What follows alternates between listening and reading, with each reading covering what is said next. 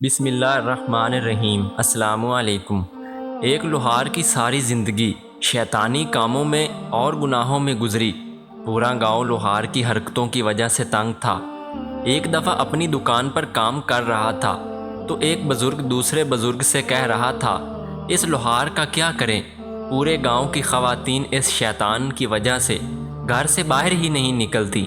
دوسرے بزرگ نے کہا، جب اس لوہار کی اپنی بیٹی پیدا ہوگی اور کوئی اس کی بیٹی کو بری نظر سے دیکھے گا تب اس کو احساس ہوگا کہ عورت کی عزت کیا ہوتی ہے۔ دونوں بزرگوں کو پتہ نہیں تھا کہ لوہار یہ سب باتیں سن رہا تھا۔ جب لوہار نے بزرگ کی باتیں سنی تو اس کے دل پر گہرا اثر کر گئی۔ اسے اس وقت احساس ہوا، میں یہ کس کام میں پڑ گیا تھا۔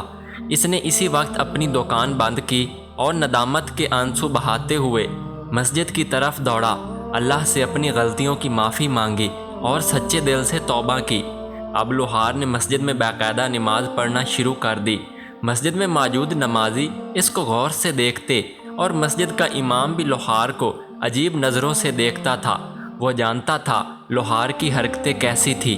سب کو اس بات کی حیرانگی تھی، جو لوہار ایک وقت میں شیطان تھا جس کے ڈر سے محلے کی عورتیں اپنے گھر سے باہر ہی نہیں نکلتی تھی، وہ لوہار اتنا نیک کیسے بن گیا؟ اور کوئی بھی نماز نہیں چھوڑتا، کچھ تو ہوا ہے جس کی وجہ سے تبدیلی آئی ہے۔ انہیں شک ہونے لگا، دال میں کچھ کالا ہے۔ اس کا اچانک نمازی اور پرہیزگار بننے میں ضرور کوئی نہ کوئی چال ہے، یا پھر اس کا کوئی مقصد چھپا ہوا ہے۔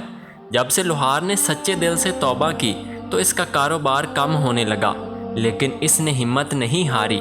اس نے مزید محنت کرنا شروع کر کے گاؤں کی عورتیں جب اپنے گھروں سے باہر نکلتی تھی تو عورتیں بھی دیکھ کر حیران ہوتی تھیں کہ لوہار اب پہلے جیسا نہیں رہا۔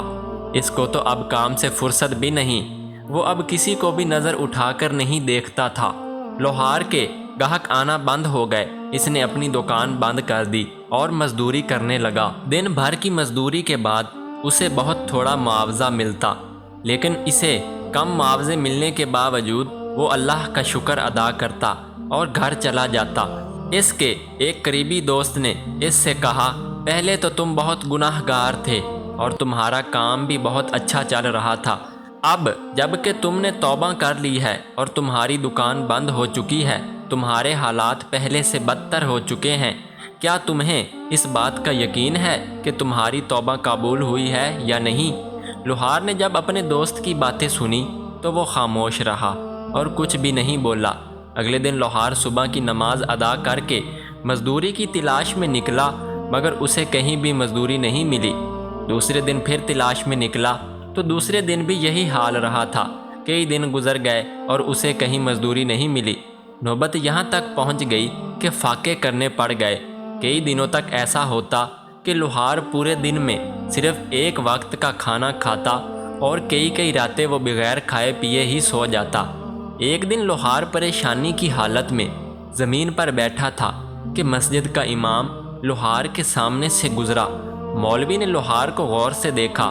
مولوی کو معلوم ہو چکا تھا کہ لوہار فاقوں میں ہے۔ مولوی نے کہا، اللہ نے تمہاری توبہ قبول ہی نہیں کی، ورنہ تم یوں ذلیل و خوار نہ ہو رہے ہوتے۔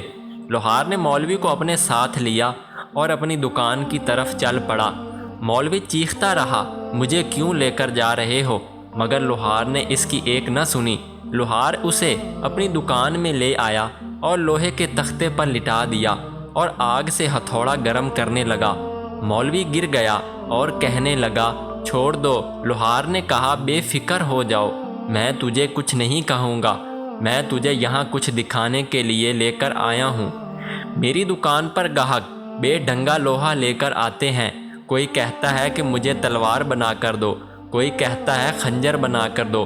میں لوہا گرم کرتا ہوں، اپنا ہتھوڑا بھی آگ پر گرم کرتا ہوں۔ میں بے ڈھنگے لوہے کو ان کی مطلوبہ شکل میں لانے کے لیے ہتھوڑے سے ضربیں لگاتا ہوں۔ بے ڈھنگا لوہا آگ کی تپش اور ہتھوڑے کی ضرب برداشت کر لیتا ہے تو اس سے مطلوبہ شکل حاصل ہو جاتی ہے، اور جو لوہا ہتھوڑے کی ضرب برداشت نہیں کر پاتا میں اسے کباڑ خانے میں پھینک دیتا ہوں۔ اللہ کی راہ میں تکلیف منظور ہی ہے۔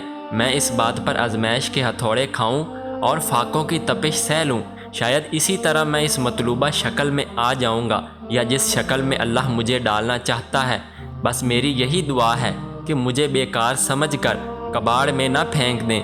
یہ کہہ کر لوہار کی آنکھوں میں آنسو جاری ہو گئے اور مولوی بھی لوہار کی باتیں سن کر رونے لگا اور لوہار سے معافی مانگنے لگا۔ میں تمہیں غلط سمجھتا رہا۔ اللہ کی راہ میں آنے والی مشکلات دراصل ہمیں آخرت کی سختی سے بچانے کے لیے ہی ہوتی ہیں۔ یہ تو اللہ تعالیٰ کی آزمائش ہوتی ہیں جس سے گزر کر انسان اس شکل میں آ جاتا ہے جس شکل میں اللہ ان کو دیکھنا چاہتا ہے۔